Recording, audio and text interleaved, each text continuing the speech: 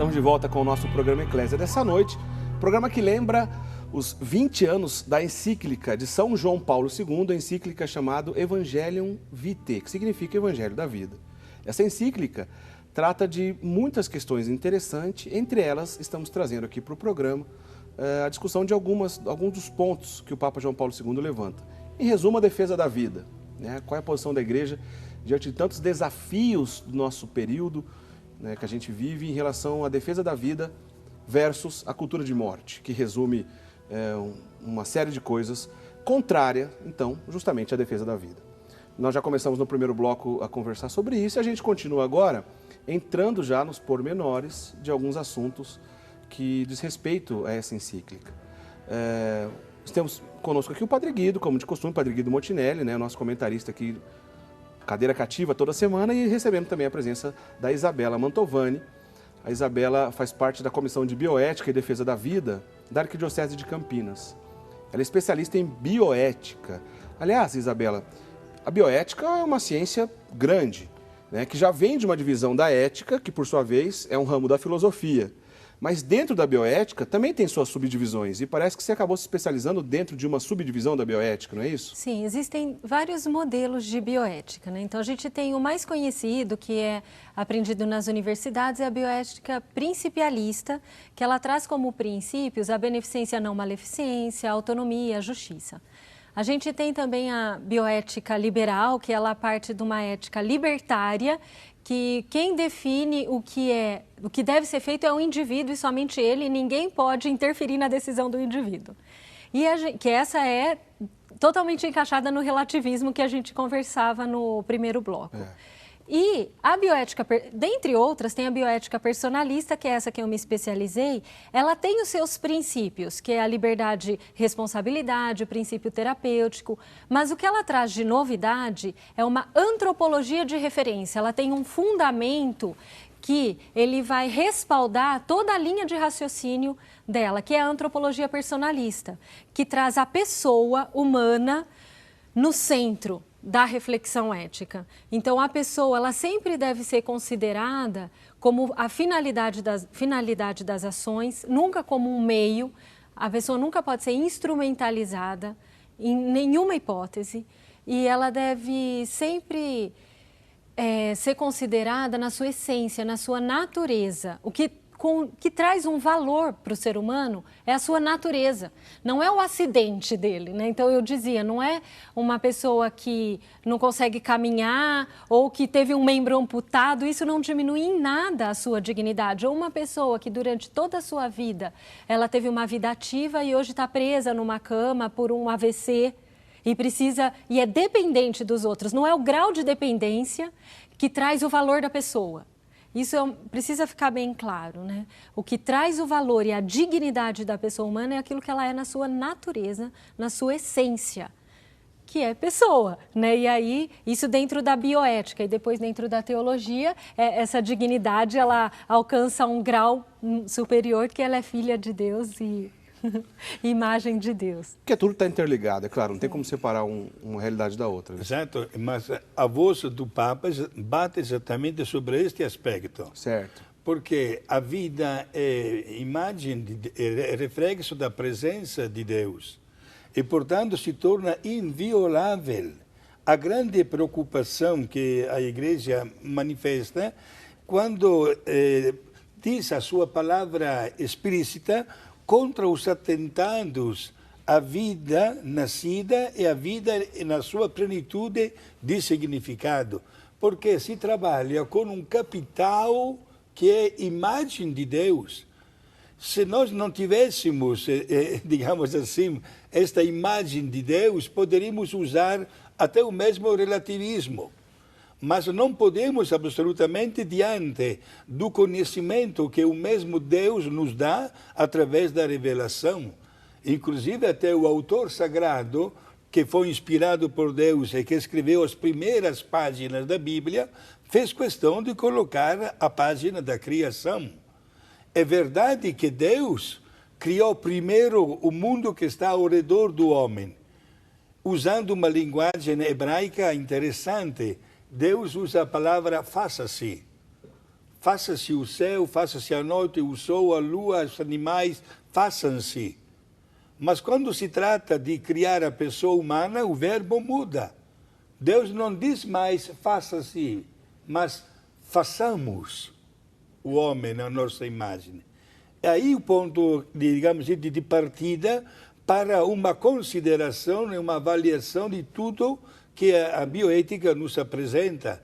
Nós somos imagem de Deus, com uma vida eterna como Deus tem, com uma alma que passa por cima até da mesma morte. Fenômeno que não acontece com os demais seres. É verdade. Por isso nós trabalhamos com um capital super precioso e lamentamos que, infelizmente, a pessoa humana hoje não considere este aspecto e continue praticando aquela que falamos no primeiro bloco, a cultura da morte. E por falar em exemplo de cultura da morte, vamos pensar em questões práticas. Vamos começar do fim, né? Já foi falado aqui no primeiro bloco que a dignidade humana deve ser preservada do início ao fim da vida, né? Todo o período da vida do ser humano. E no fim da vida a gente se depara com um problema ético, né? Um problema bioético, relacionado então ao encerramento, ou vamos dizer assim, adiantar a morte de alguém por alguma razão, ou que está sofrendo, porque a pessoa assim quis, ou que ela acha que não deve mais viver, a chamada eutanásia. Quais são os problemas da eutanásia? Pergunta para os dois, Padre Guido e Isabela. Quais são os problemas da eutanásia e como a igreja responde, como é que a igreja se posiciona diante disso? Certo. Em primeiro lugar, é bom explicar a palavra eutanásia, que são duas palavras gregas.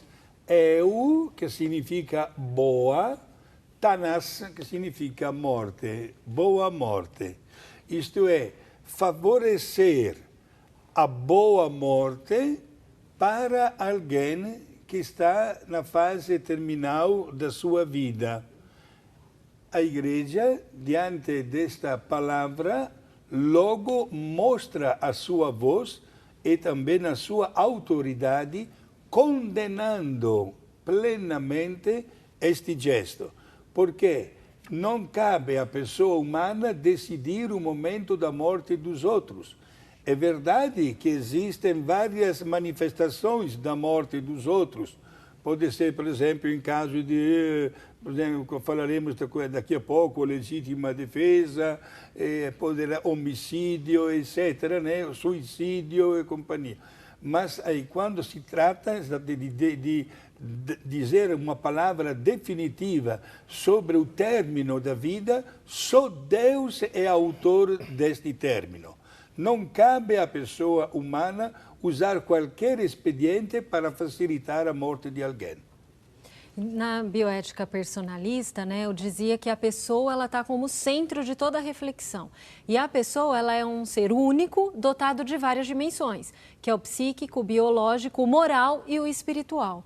Quando a gente tem uma fase terminal de alguma doença, a gente tem uma falência da dimensão biológica, mas ainda estão presentes a dimensão moral, a psíquica e a espiritual. Então, para a bioética personalista, o que a gente precisa oferecer para essa pessoa são os cuidados paliativos, que é oferecer qualidade de vida para que seja amenizada a dor física e todo o conforto necessário espiritual. Então, a presença do sacerdote, né, e a família junto daquela pessoa. E uma coisa que é importante é se compreender que a morte, ela faz parte da vida. Então, ela é um processo da vida e que todos precisam passar por isso. Então, eu lembro muito da minha professora na especialização, ela era uma chilena chamada Paulina Taboada. E ela dizia, ela era médica e trabalhava com cuidados paliativos, né? Aliás, desculpe interromper, mas medicina paliativa é uma especialidade médica. Sim. Alguém que especializa nesses cuidados na hora final da pessoa. Isso, e que tem crescido muito dentro da medicina. Existe até residência já dos cuidados paliativos. E ela dizia o quanto de vidas que são resgatadas nesse momento da morte, famílias que são reconciliadas. Então, existe muita vida no morrer. Então, a gente precisa respeitar esse momento das pessoas e a gente tem que tomar cuidado com a armadilha da compaixão, Porque existem muitas pessoas que acham que a eutanásia é uma compaixão, mas muito pelo contrário. E aí, numa reflexão um pouco mais de espiritualidade, algumas vezes a gente vai se colocar como Nossa Senhora e São João aos pés da cruz. Porque tem uma, desculpa interromper, mas assim, tem uma diferença entre o que a gente está dizendo aqui, que é a eutanásia, ou seja, adiantar a morte de alguém, desligar um aparelho, um medicamento que vai adiantar a morte de alguém, e isso que você falou muito bem agora, que nesse período existe muita vida. Questão de reconciliação, perdão, a presença do sacerdote, apoio espiritual, etc. Mas uma coisa é a eutanásia, e tem um outro termo parecido com isso, eu queria até que você explicasse para a gente a diferença entre eutanásia e ortotanásia. Qual que é a diferença entre essas duas coisas? E tem também um terceiro que é a distanásia. Distanásia. Vamos lá, os três então. A eutanásia, então, é quando você, por ação ou omissão, então quando você dá uma injeção letal ou omite entubar a pessoa que poderia salvá-la e prolongar a vida dela. A ortotanásia, eu explico por último, a distanásia, ela também é conhecida como obstinação terapêutica, que aí é o outro extremo. É a pessoa que não consegue lidar com a morte de jeito nenhum e a morte ela está anunciada e a pessoa se apega aos meios que a gente considera desproporcionais ou extraordinários. E aí, nessa obstinação, por exemplo, se a gente tem uma pessoa de muita idade já, que está com câncer terminal e entuba essa pessoa. Isso pode ser considerado uma distanásia, que é uma obstinação pelo cuidado, também por medo de aceitar a morte que está às portas. Certo. A ortotanásia seria o quê? A rejeição da obstinação terapêutica. Então, a gente usa muito o caso do próprio Papa João Paulo II, São João Paulo II, que já tinha sido internado várias vezes, vai e volta, e ele fez a escolha de ficar, né? Porque os meios não poderiam mais prolongar a vida dele, a não ser por um apego terapêutico e uma falta de aceitação da morte, né? Então, Entendi. A ortotanásia é essa rejeição à obstinação terapêutica. Já sabe que provavelmente a hora chegou, vamos esperar o curso natural das coisas. Que não é uma omissão. Que não é uma omissão, exatamente. É bem diferente uma coisa da outra. Isso. Uma coisa é adiantar, vamos fazer alguma coisa para que eu morra logo. Outra coisa é, olha, chegou a minha hora, vamos deixar o curso correr normalmente. E a igreja, isso não tem nenhum problema, né, Padre Guido? Absolutamente. Aliás, é bom também comunicar aos nossos amigos e telespectadores uma coisa. A nossa cultura aqui no Brasil é diferente da cultura de outros países, principalmente na Europa.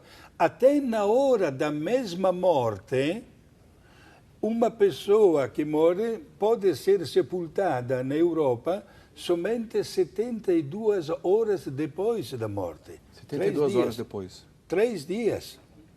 E para nós padres, se uma pessoa é chamada para dar uma assistência a uma pessoa que está para morrer, mesmo que acaba de morrer, sob condição, nós administramos ainda os sacramentos. Então quer dizer que se a pessoa, por exemplo, não recebeu a unção dos enfermos, morreu num acidente e logo imediatamente após a morte, ela pode receber esse sacramento? Pode receber, até 1 ou 2 horas pode, não tem problema. Legal. Porque ninguém de nós sabe qual é o momento certo da morte de todos os órgãos, de tudo que está dentro da vida humana. Estamos diante exatamente de um patrimônio e de um capital que não tem preço, porque se trata de vida humana. Só para ficar claro, então, para a gente encerrar esse assunto de eutanásia e a gente partir para outros conceitos. Quando um paciente está em estado terminal e clinicamente já foi declarado morte cerebral. Olha, clinicamente já foi declarado morte cerebral. Porém, em muitos casos, depois da morte cerebral, alguns aparelhos ficam ligados, que eles chamam da ventilação mecânica, para que mantenha, de repente, aquela pessoa num estado que fique possível a doação de órgãos, por exemplo. Depois da morte cerebral, quando a família opta por desligar os aparelhos, nesse caso também é eutanásia, Isabela? Não, daí não, porque a morte cerebral já foi diagnosticada, né? Então, é uma manutenção mais artificial da vida, né? Isto acontece exatamente, como você disse, na hora que a família opta para doar os órgãos. Portanto, são recursos que mantêm ativos, digamos, de uma maneira artificial, mantém vários órgãos ativos, mas a pessoa já está morta. Então, só para ficar bem claro, hein, gente? Depois da morte cerebral já é a morte. Não tem mais o que fazer. Nesse caso, não é desligar os aparelhos para matar a pessoa, para abreviar a vida da pessoa. Apenas esses aparelhos mantêm, então, como a gente acabou de dizer, uma vida artificial esperando algum outro procedimento médico. E que eu acho que vale a pena aqui a gente esclarecer que essa situação ela é o oposto das pessoas que estão em estado vegetativo, porque elas estão com as funções cerebrais. O que os aparelhos estão fazendo? Hidratando e alimentando a pessoa. Entendi. Então, isso é importante. As pessoas que estão em estado vegetativo, quando a gente tira a hidratação e a alimentação, é uma eutanásia, porque ela está viva, só que ela é incapaz de se alimentar sozinha. Então, nós estamos alimentando essa pessoa. Né? Então, isso precisa ficar claro, porque também entra naquilo que a gente já refletia, que é uma afronta, né? Como é que uma pessoa que não produz nada, não se comunica, a gente vai ter tanto custo com ela? Porque tem um custo mantê-la viva. Só que a gente tem inúmeros casos, e aí você faz uma busca rapidinho na internet, que você vai ver pessoas que ficaram em estado vegetativo anos e depois voltaram à consciência e contam, inclusive, que percebiam o que acontecia à sua volta. Olha, esses relatos o que mais encontra por aí. Basta dar uma procurada na internet. Outro dia eu li um impressionante, uma senhora que ficou muitos anos em estado vegetativo, e ela conta da discussão em volta dela, desliga ou não desliga o aparelho, vamos abreviar a vida dela, fazer ou não a eutanásia, e que ela ficou feliz quando o marido disse, nós não vamos abreviar nada, nós vamos manter do jeito que está. E ela voltou, está viva, feliz aí, imagina só que situação, né? Não é difícil de encontrar esses relatos. Então, resumindo, o que acontece nesses casos? A gente, eu vou ser bem clara, mata a pessoa de fome e de sede.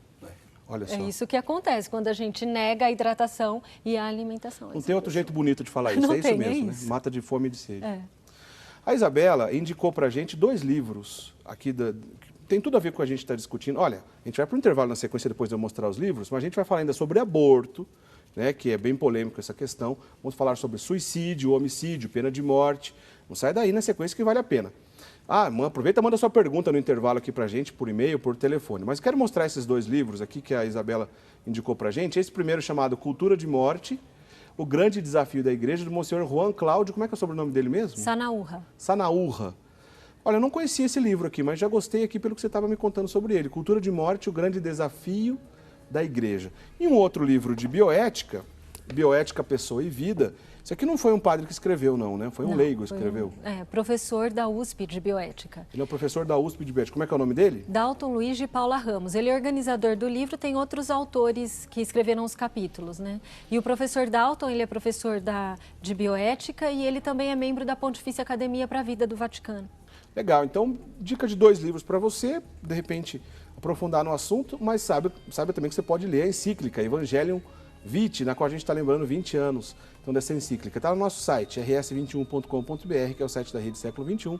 Clicou em Programas, Programa Eclésia, você vai achar a encíclica disponível. Vamos para o intervalo, na sequência a gente conversa mais sobre esses assuntos interessantes. Não sai daí.